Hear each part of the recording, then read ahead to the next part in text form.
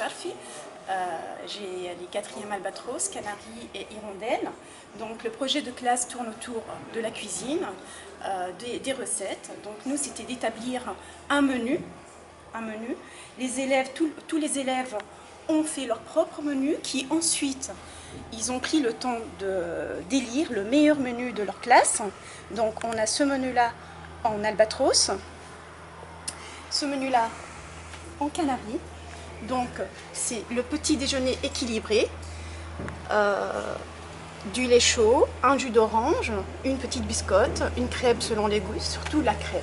Donc c'était vraiment la crêpe. Un œuf dur, une brochette de fruits. Et donc on a pris le temps par la suite, après avoir fait ce travail, de le déguster à la cantine grâce à la cantine. Donc en parallèle du menu, les élèves, puisqu'ils allaient partager aussi le petit déjeuner à la cantine, les 3 classes en même temps, donc ils ont établi des règles, comment se tenir à la cantine. Et ça leur permettait aussi de maîtriser l'impératif, un mode qui est difficile à comprendre. Donc voilà, donc ici on a quelques conseils.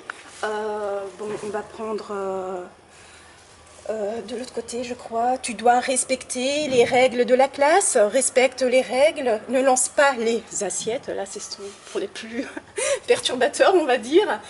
Il faut obéir à toutes les enseignantes. Obéissons à la maîtresse. Mettons les couverts sur la table. Mets le couvert sur la table.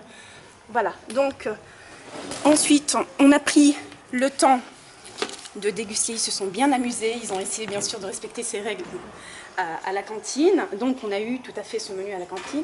Le deuxième projet que j'ai distribué, qu'on a établi avec nos élèves, c'était un défi de fin d'année. Donc on a étudié 4 thèmes environ durant cette année. Le thème de la peur, le thème des hommes préhistoriques, le thème de la cuisine et des recettes, et le thème, voilà, le thème des repas et du dîner.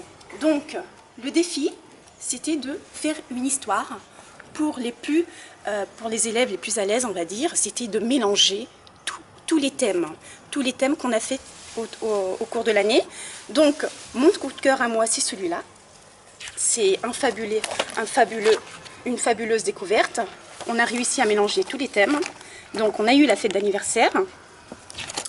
Par la suite, la petite a trop mangé de gâteau, indigestion, on appelle le médecin. Par la suite, elle tombe dans le rêve, elle fait un somme, elle tombe dans le rêve, elle rêve des mammouths, des hommes préhistoriques.